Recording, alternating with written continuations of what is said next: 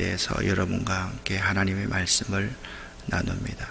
오늘 하나님께서 우리에게 주시는 말씀은 역대상 17장 16절 17절 말씀을 함께 합독하겠습니다. 다윗 왕이 여호와 앞에 들어가 앉아서 이르되 여호와 하나님이여 나는 누구이오며 내 집은 무엇이기에 나에게 이에 이르게 하셨나이까. 하나님이여 주께서 이것을 오히려 작게 여기시고 또 종의 집에 대하여 먼 장래까지 말씀하셨사오니 여호와 하나님이여 나를 존귀한 자들 같이 여기셨나이까. 아멘. 16장에서는 하나님의 궤를 예루살렘으로 옮긴 후에 감사와 찬양을 기록하고 있습니다. 그리고 17장 오늘 본문 말씀에는 다윗에게 주신 메시아의 언약에 대해서 기록하고 있습니다. 우리가 어느 분야에서 일을 하더라도 가장 먼저 해결해야 될 문제가 있습니다. 그것은 하나님과의 관계의 회복입니다. 다윗은 어떤 문제를 시작하든지 간에 제일 먼저 하나님과의 관계의 회복을 우선했습니다. 하나님께 물었고 하나님의 음성을 들었고 하나님께 순종합니다. 우리도 마찬가지입니다. 문제가 잘 풀리지 않고 해결점이 없을 때 키는 한 가지밖에 없습니다. 하나님과의 관계를 회복하십시오. 그러면 모든 문제가 술술술술 풀려나간다는 것을 여러분들이 느끼게 될 것입니다. 예를 들면 그렇습니다. 이거 꼭 처리해야 될 것인데 잘 안 풀린다? 그러면 그 키는 하나님과 나와의 관계에 있다라는 점을 잊지 마시기를 바랍니다. 하나님과의 관계가 바로 되면 하나님이 모든 것을 다 해주십니다. 저는 설교 말씀을 할 때, 전할 때 되도록이면 가정 이야기, 자식 이야기는 안 하려고 이렇게 하는데 요 근래 있었던 이야기 한 가지만 좀 해야만 되겠습니다. 저희 막내가 있는데 24살입니다. 25살 또래인데 24살이고 이번 8월 31일 날 이제 해군 군악대에 이렇게 갑니다. 이 아이는 중학교를 가지 않고 그냥 집에서 공부를 해서 한 해 월반을 해서 강화에 있는 고등학교에 이렇게 나왔습니다. 그 고등학교는 그냥 학교에서 똥오줌도 받아가지고 이제 밭에다가도 주고 아이들 그렇게 하는 고등학교입니다. 그 고등학교에서 이 아이가 형들을 잘 사귀었어요. 그래서 친한 아이들이 누구냐 하면 형들입니다. 근데 형 중에서 ROTC 하는 형이 있는데 그 ROTC 하는 형 여자친구랑 김포에 놀러 왔는데 밥을 먹으러 간다라는 거예요. 당연히 ROTC 월급이 많이 나오니까 형이 사겠지, 형이 샀겠지 그랬는데 갔다 와서 엄마가 저한테 말을 하기를 18,000원짜리 세 그릇을 시켜가 세 개를 시켜가지고 먹었다는 거예요. 제가 계산이 빠르지 않아서 38, 24, 54,000원이구나. 나한테는 54,000원이 그렇게 큰 돈이 아니겠지만 그 아이한테는 54,000원이 참 큰 돈인데 이 녀석이 형 여자친구와 형을 위해서 54,000원을 지불했다라는 생각이 들었으니까 참 이쁜 마음을 가졌다. 내가 이놈한테 뭔가 보상을 해줘야 되겠다라는 그런 생각을 했습니다. 그래서 어제 수요 예배를 마치고 어제 수요 예배는 좀 마음이 좀 많이 사실 상했습니다. 그리고 나를 자책을 많이 했는데 저는 이렇게 이제 컴퓨터에서 보면 말할 원고를 다 적어 놓고 이렇게 합니다. 그러면 이제 좌측에는 화면이 떠 있고 우측에는 원고가 이렇게 다 나와 있습니다. 그런데 그 원고 뜨는 게 이게 안 나오니까 진짜 원고 없이 설교하는 셈이 돼버리니까 참으로 마음이 속이 많이 상했습니다. 그래서 그런 표현도 안 해야 되는데 사실 그런 표현이 나오게 돼요. 속이 상하니까. 근데 이제 끝나고 나서 밥도 못 먹고 설교 준비해서 이제 과일하고를 이렇게 먹고 있는데 애가 올라왔어요. 그래서 내가 참 너 참 이쁜 마음 가졌더라. 예? 형한테 네 돈 5만 4천 원을 쓸 수 있다는 거, 그거 굉장히 귀한 일이야. 그래서 제가 돈을 줬습니다. 우리가 부모도요, 아이가 이쁜 마음을 가지고 있으면 그 모든 것을 갚아주고 싶은 그러한 생각이 있잖아요. 하나님도 마찬가지예요. 근데 이쁜 마음 이전에 하나님은 다윗에게 계속해서 훈련을 시킵니다. 어떤 훈련을 시키는가 하면 멸시의 훈련을 시킵니다. 자, 어제 설교했던 내용이죠. 다윗에게 계속해서 멸시의 훈련을 시키는데요, 이 멸시의 훈련은 영혼을 파고들어서 우리의 분노를 건드리는 훈련입니다. 업무나 암시 같은 것을 받을 때 인자하게 넘어가던 사람도 저 사람이 나를 멸시한다라는 느낌이 들면 마치 폭탄에 불을 붙이듯이 분노를 터뜨릴 수가 있습니다. 그만큼 멸시받는 훈련은 지독한 지옥 훈련 같은 훈련임을 알 수가 있습니다. 다윗의 평생에 멸시 훈련을 많이 받았는데 골리앗의 멸시는 하나님의 이름을 모욕하는 일이기 때문에 얼마든지 이길 수가 있었습니다. 그리고 미갈의 멸시도 이길 수가 있었습니다. 하나님의 궤를 예루살렘 성전으로 갖고 올라가는데 나는 하나님 앞에서 뛰어놀리라, 얼마든지 그 멸시를 이길 수가 있었습니다. 그런데 다윗이 넘어질 뻔한 멸시의 훈련이 있습니다. 무엇입니까? 나발이라는 사람이 다윗을 무시하는 거예요. 어떻게 무시하느냐? 다윗, 너와 너의 졸개들 말이야, 사울왕에서 도망온 도망명에 불과하지 않느냐?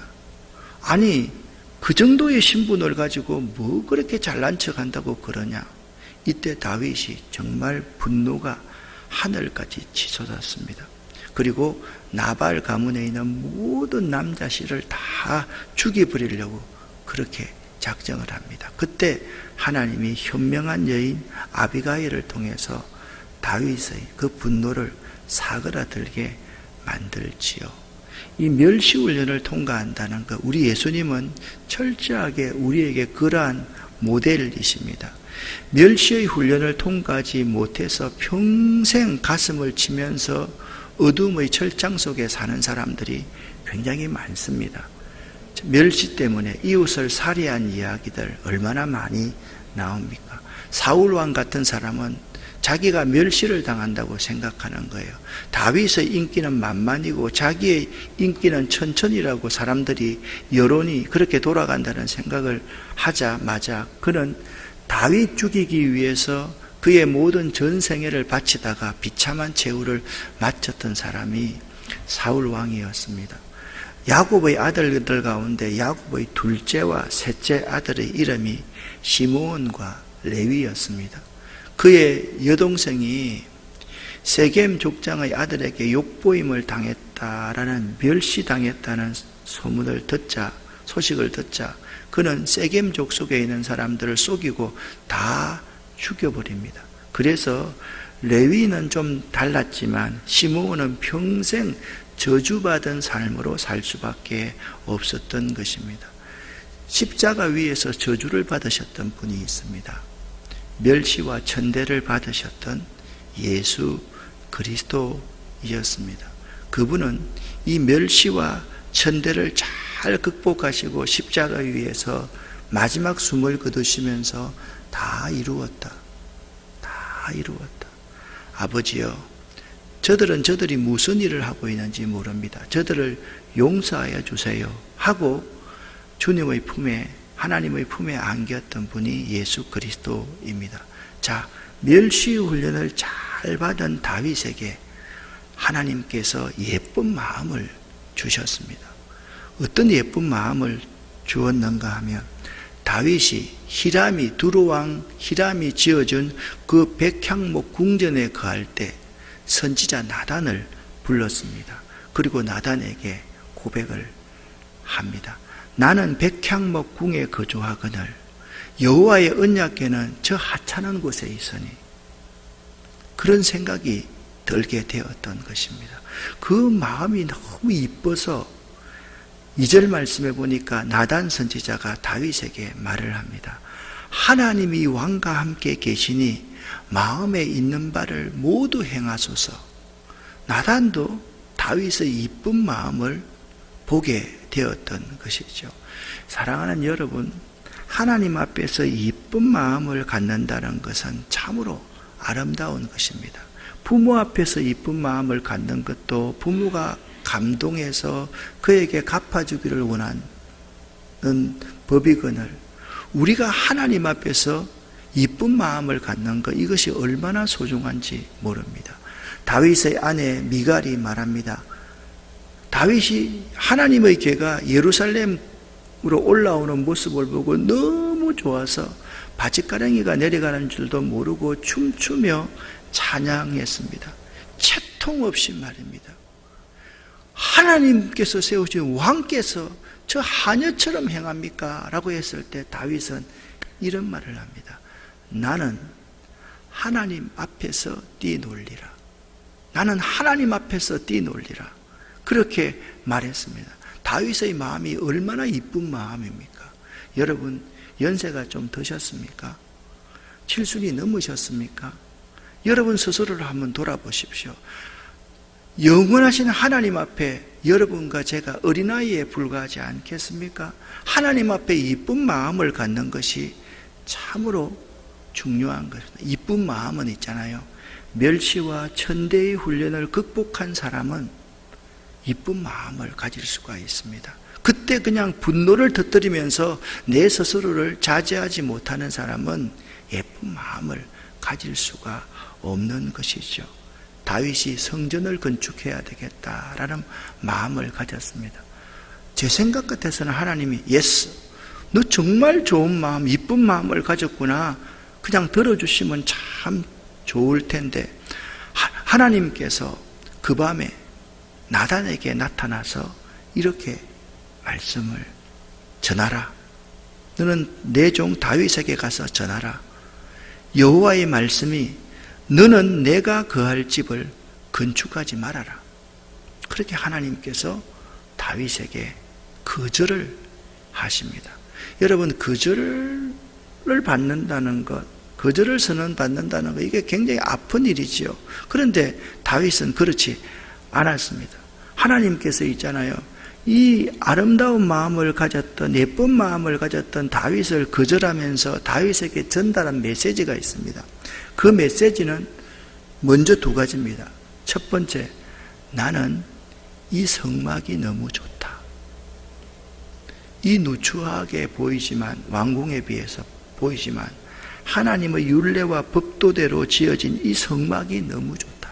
두 번째, 나는 누구에게라도 화려한 성전을 건축하라고 말한 적이 없다.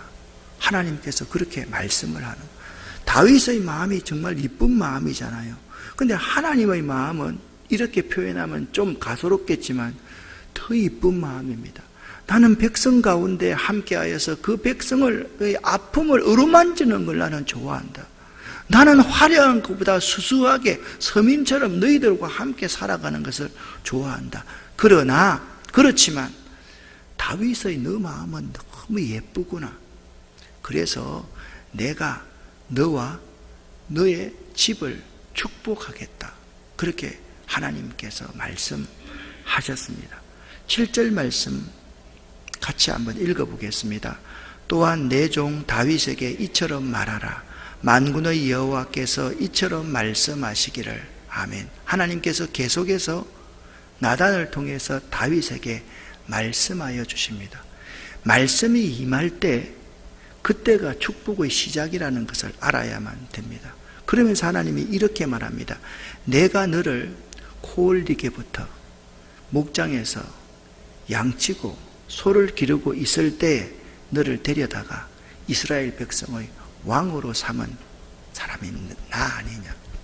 그렇게 말씀을 합니다. 그리고 네가 어디로 가든지 내가 너와 함께 있어서 네가 승리하게 만들어준 분이 하나님 아니냐. 그러면서 하나님께서 이렇게 말합니다. 네 마음이 너무 이쁘니까 세상의 존귀한 자들의 이름 같은 이름을 내게 만들어주리라. 하나님께서 그렇게 말씀하시는 거예요. 그리고 하나님께 계속해서 축복을 해주시는데 10절 하반절 말씀을 보니까 이렇게 말합니다. 또 내게 이르노니 여호와가 너를 위하여 한 왕조를 세울지라. 이 왕조는 어떤 왕조입니까? 메시아이신 예수 그리스도의 왕조를 세울 것이다.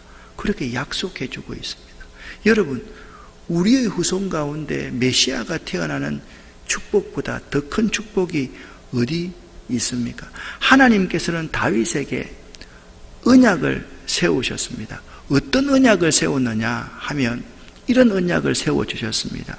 네가 죽거들라 네 생명의 연한이 차서 네가 네 조상에게로 돌아가면 내가 네 뒤에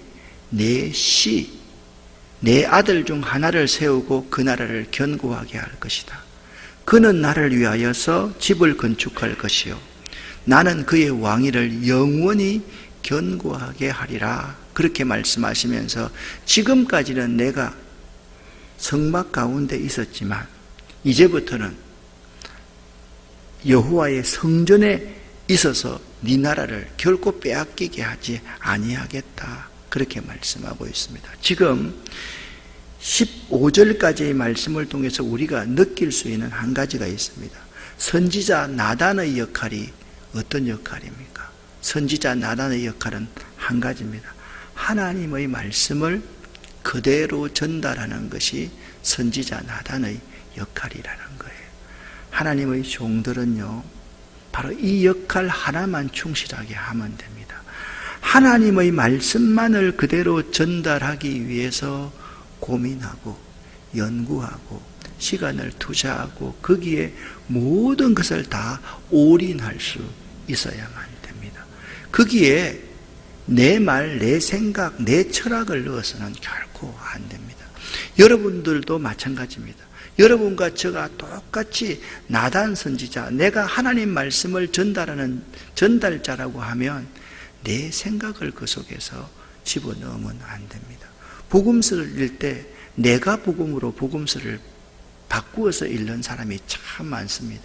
내가 이해되면 복음이고 내가 이해 안 되면 복음이 아닌 사람들이 우리 가운데 참으로 많이 있다라는 거예요. 하나님이 약속의, 축복의 약속을 하실 때 반드시 가장 큰 축복이 있습니다. 그게 무엇인지 아십니까? 항상 씨앗이었습니다. 씨앗이었습니다.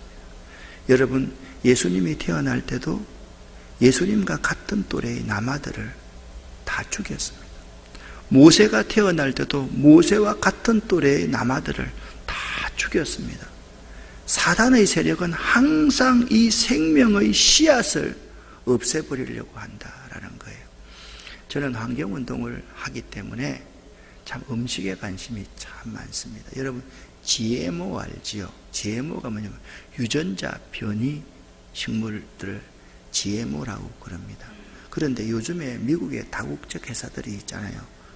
하다 이제 안 되어가지고 씨앗 안에다가 충이나 벌레들을 죽이는 농약을 그 안에다가 집어넣습니다. 그러니까 지금까지 농약을 치면 있잖아요.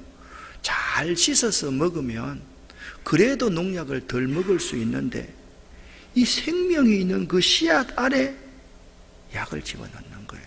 여러분 자세하게 보세요. 그것과 다르지만 요즘 조류생태공원에도 농약을요 밖에서 치지 않습니다.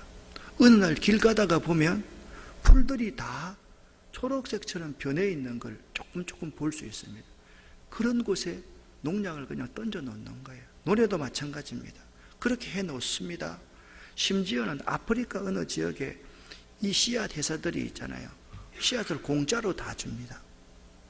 그러니까 그걸 심으니까요, 첫 해에 수확이 어마어마한 수확이 난 거예요. 그들이 너무 놀랐습니다. 이렇게 엄청난 수확이 있다니. 그 다음에 그 씨를 받아가다가 심으니까 발화가 안 되는 거예요. 그래서 그 씨앗을 처음에 한 알에 100원 사야 되면 다음부터 1,000원, 2,000원을 주고 그 씨앗을 사게 만드는 것이 이 악한 다국적 회사들의 모습입니다.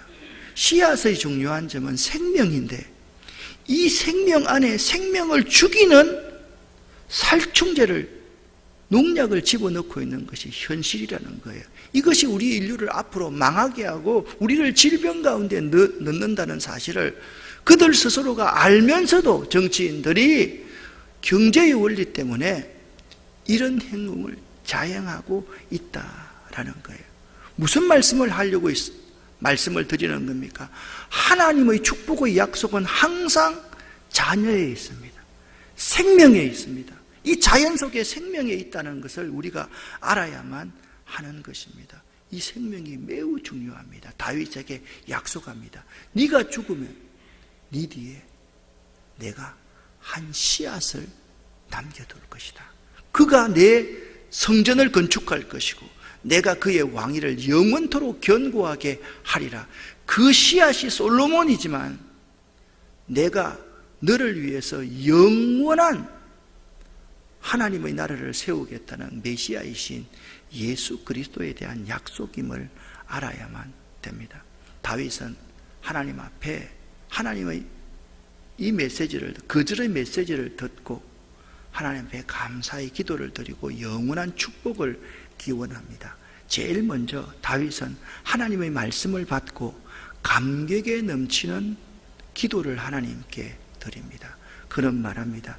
지금까지 하나님께서 내게 베풀어 주신 은혜도 가분한데 먼 장래에 이루실 축복까지 말씀해 주셨다니 너무 이 은혜를 감당하지 못하겠습니다 라고 다윗은 고백하고 있습니다. 이것이 16절과 17절에 있는데요, 17절에 이렇게 말씀하고 있습니다. 주께서 이것을 오히려 작게 여기시고 또 종의 집에 대해서 먼 장래까지 말씀하셨사오니 이 은혜의 백골난방입니다. 그렇게 다윗이 고백하고 있는 것입니다. 또한 다윗은 모든 만물 위에 뛰어나신 하나님의 위대하심을 극진히 찬양했습니다. 그리고 하나님께서 친히 약속하신 것을 하나님 스스로의 열심으로 다 이루심으로 말미암아 온 천하가 이스라엘의 참되신 하나님을 알게 되기를 그는 기도했습니다. 그리고 마지막으로 다윗은 하나님께서 자기 집에 허락하신 축복이 영원히 지속되기를 소원하였습니다. 이것은 다 이루어졌습니다. 다윗의 나라, 메시아의 나라는 앞으로도 영원히 지속될 것이기 때문입니다. 여러분, 하나님 앞에서의 다윗의 태도는 겸손과 감사였습니다. 다윗의 이쁜 마음은 겸손과 감사로 표현되었음을 알 수가 있습니다. 이러한 다윗의 태도는 우리들의 태도와는 너무나도 대조적입니다. 받아도 모자란다고 불평하는 우리들의 태도. 하나님이 지금까지 너무 많은 축복을 주셨는데 지금 잠깐 내 문제가 해결되지 않는다고 불평하면서 하나님 계시는 겁니까? 하나님 없는 겁니까?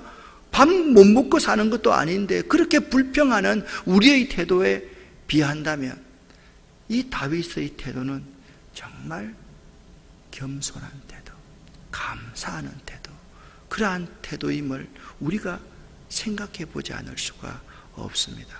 사랑하는 여러분, 오늘 여러분과 제가 생각하고 묵상해야 될 키워드는 예쁜 마음입니다. 예쁜 마음을 가지십시다. 하나님 앞에. 여러분과 제가 있잖아요. 멸시와 천대의 모든 인생살이를 다 겪고 나서 지금부터 이쁜 마음, 하나님 앞에 감사하는 마음, 모든 일에 감사하는 마음, 이 세상을 볼 때 보시기에 참 좋았다라고 하는 하나님의 시각을 가지고 이 세상을 볼 수 있는 그러한 이쁜 마음들, 그런 이쁜 마음이 여러분과 저 속에 송골송골 열매 맺힐 수 있는 오늘 하루가 될 수 있기를 예수 이름으로 간절히 축원합니다. 기도하겠습니다. 살아계신 하나님 아버지 감사합니다. 오늘도 하나님께서 우리에게, 우리의 허리에서 난 자녀 손들에게 예수의 보혈을 덮어주시고 우리의 기업과 우리의 일터와 우리의 직장과 우리의 꿈 위에 예수의 보혈을 덮어 주시옵소서. 하나님 앞에 예쁜 마음 갖기를 원합니다.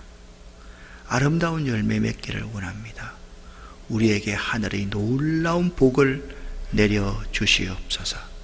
예수 그리스도 이름으로 축복하옵고 간절히 기도 올립니다. 아멘.